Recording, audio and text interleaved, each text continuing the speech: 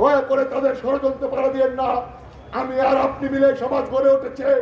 আপনার হিন্দু হিসেবে 5টা মুসলমান বন্ধু আছে, আমি মুসলমান হিসেবে আমার 10টা হিন্দু বন্ধু আছে। আমরা কেন আলাদা থাকবো? এটা আমাদের মাতৃভূমি, এটা আমাদের দেশ। এই দেশে আমরা সকলে সুখ দুঃখে একসঙ্গে থাকবো। আপনি আর যারা বিএনপি করেন তাদের উদ্দেশ্যে বলছি, জুলুম নির্যাতনের কারীদের ইতিহাস দেখেছেন। জুলুম নির্যাতন করে 17 বছর বুট বন্ধ রেখে মানুষকে কৃতদাস বানিয়ে লাস্টে হেলিকপ্টারে করে দেশ ছেড়েছেন। আপনার শিক্ষা নেই। জনগণ খেপে গেলে, জনগণ রেগে গেলে, জনগণ আপনাকে অপছন্দ করলে কি হয়? কারণ জনগণের ভোটেই তো আপনি নেতা, জনগণের চাওয়াতে তো আপনি আগামী দিনে নেতা হবেন। কাজে সেই জনগণের বিরুদ্ধে দাঁড়াবেন না। বিএনপির নাম ধরে আমাদের এখন একটি কাজ, আমরা যারা বিএনপি করি আমাদের একটি কাজ, কে কে চাঁদাবাজ খুঁজে বের করা, কে কে দখলবাজ খুঁজে বের করা, কে কে সন্ত্রাসী খুঁজে বের করা। আমার ভাইরা 1 মাস আগে রক্ত দিয়ে এই দেশটা আবার স্বাধীন করেছে। এই স্বাধীন দেশে এই সব চলবে না, এই সব জুলুমবাজি দখলবাজি এই সব চলবে না। এই দেশটা হবে সকলের দেশ। সকলে নিরাপদে আরামে ঘুমাবে, রাত্রে চিন্তা করবে না আমি হিন্দু হিসাবে ঘুমাচ্ছি, আমি মুসলমান হিসাবে ঘুমাচ্ছি। চিন্তা করবে আমার প্রিয় মাতৃভূমিতে আমি ঘুমাচ্ছি, এটা আমার সবচেয়ে নিরাপদ আশ্রয়স্থল, এখানে আমি শান্তিতে মরবো, এইখানে আমার শেষ ঠিকানা। সকলেই এই চিন্তা চেতনার দিকে বড় হতে হবে। আমরা পরবর্তী প্রজন্মকে শিক্ষা দেই। আমরা যারা 50 ঊর্ধ্ব বয়স হয়ে গেছে, আমরা যারা পরবর্তী প্রজন্মকে এটি না শিখাই আমি হিন্দু আর তুই মুসলমান, আমরা পরবর্তী প্রজন্মকে শিক্ষা দেই আমাদের 1000 বছরের 100 বছরের ঐতিহ্য, আমাদের একসঙ্গে বেড়ে ওঠা, একসঙ্গে থাকা, একসঙ্গে খাওয়া, একসঙ্গে এক বিয়ের অনুষ্ঠানে যাওয়া। এই এলাকার বহু হিন্দু ব্যবসায়ীদের পারিবারিক অনুষ্ঠানে আমি নিয়মিত দাওয়াত পাই।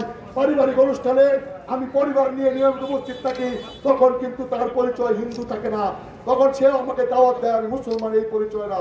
সে আমার বন্ধু, সে আমার ভাই, এই পরিচয় আমাকে দাওয়াত দেয়, আমিও তাকে দাওয়াত দেই। সে আমার ভাই, আমার বন্ধু, এই পরিচয়ে। কাজেই আপনাদের কাছে বিনতি করি, অনুরোধ করি, ওই ষড়যন্ত্রকারীরা এখন আবার সক্রিয় হিন্দু মুসলমানকে আলাদা করার জন্য, দয়া করে এটি করবেন না। আপনি গত 6 তারিখ থেকে ভোর 5টা পর্যন্ত প্রত্যেক এলাকায় মহল্লায়, গত পরশুদিন রাত্রেও 2টার সময় এই বড় বাজার দিয়ে হেঁটে গেছি আপনারা কেমন আছেন দেখার জন্য, আপনাদের কোনো অসুবিধা আছে কিনা দেখার জন্য। আমরা সকলেই মিলে বুকে সাহস রাখেন। আপনি হিন্দু বলে আপনাকে কেউ গালি দিলে তাকে চর মারেন। আমি বাংলাদেশি, আমি হিন্দু না, আমার প্রথম পরিচয় আমি হিন্দু না, আমার প্রথম পরিচয় আমি বাংলাদেশি। আমরা একসঙ্গে মিলে এই সমাজটা গড়ে তুলবো, সেখানে কোনো ভেদাভেদ থাকবে না। আমাদের আগামী প্রজন্ম রক্ত দিয়ে যে বাংলাদেশ করেছে তারা বড় হয়ে উঠবে একটি নিরাপদ আশ্রয়স্থলে, যেখানে আপনি ভালো মানুষকে ভোট দিবেন, আপনার ইচ্ছা মতো একজন নেতা নির্বাচন করবেন, উনি খারাপ করলে আবার 5 বছর পরে বদলিয়ে দিবেন, যেখানে মানুষ নির্বিঘ্নে ভোট দিয়ে তার নেতা নির্বাচন করবে। যেই ছাত্ররা রক্ত দিয়ে এমন একটি সমাজ প্রতিষ্ঠা করলো, সেই ছাত্রদের রক্তের সাথে কেউ বেইমানি করেন না। ওরা আমাদের ক্ষমা করবে না, ওরা আমাদেরকে ক্ষমা করবে না, ছাড়বে না। আমাদেরকে যে প্রজন্ম এই দেশটা আমার উপহার দিয়েছে, তাদের রক্তের দিকে তাকিয়ে সেই রক্তের দাগ এখন শুকায়নি, সেই মায়ের হাজারি এখনো বন্ধ হয়নি। আমরা যদি এই বেইমানি করি, আল্লাহ আমাদের সহ্য করবে না। রাজনীতি করা একটা ইমানি কাজ, রাজনীতি করা মানুষের সেবা করা একটা ইমানি কাজ। রাজনীতি করে লুটপাট করার জন্য রাজনীতি না, মানুষের সম্পদ নষ্ট করার জন্য রাজনীতি করা না।